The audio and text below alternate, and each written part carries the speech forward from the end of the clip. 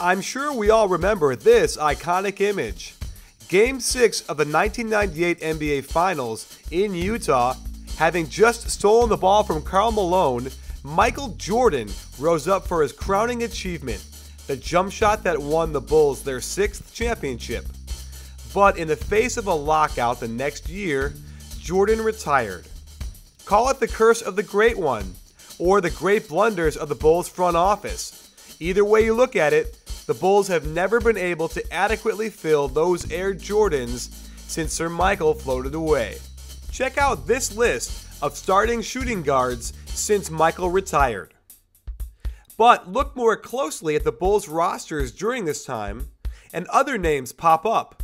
Names that could have undoubtedly helped them fill the MJ void. So, let's settle on a short list to examine what went wrong and what the Bulls got in return for these promising shooting guards.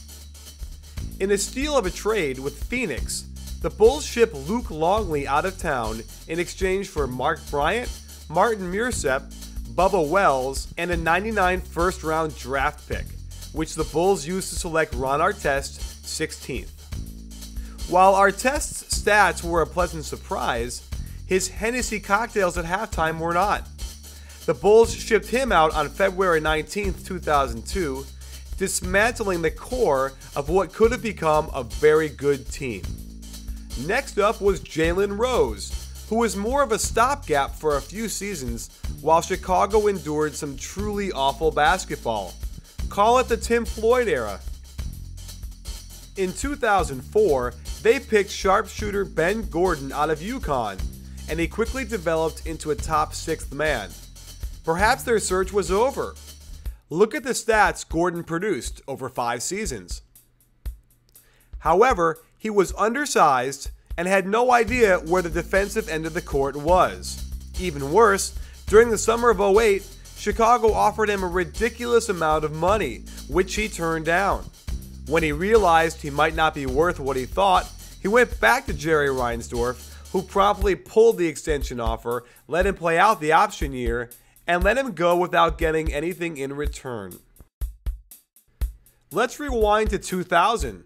The Bulls drafted Chris Mim with the 7th pick, then swapped with Cleveland's 8th pick to land Jamal Crawford.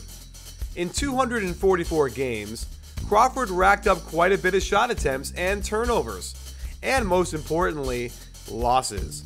The Bulls went 89-239 while he played for them.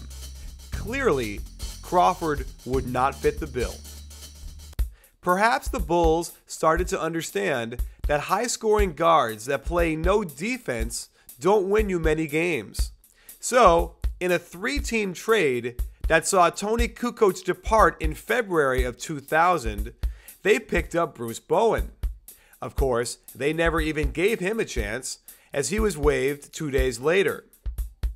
In 2008, the Bulls engaged in another 3-team trade that landed them 2 potential shooting guards, Larry Hughes and Shannon Brown.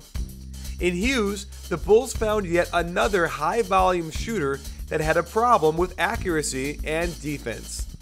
In his very short stint with the Bulls, he averaged 12 points per game and shot only 39.9%. After merely 58 games, they shipped him to the Knicks for almost nothing.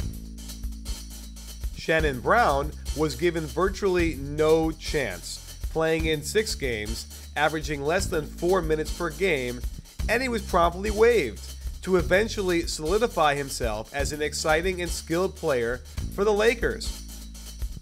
And in 2006, the Bulls picked up J.R. Smith from the Hornets, only to trade him without ever giving him a chance. Of course, the Bulls could have helped themselves with the shooting guard position via the draft.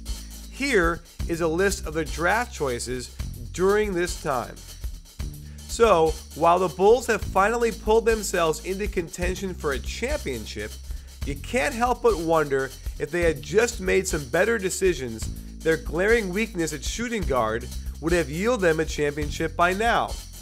Going forward, the Bulls don't have many options to fill that void, and you can be sure no team is going to hand them a championship without exacting a high price.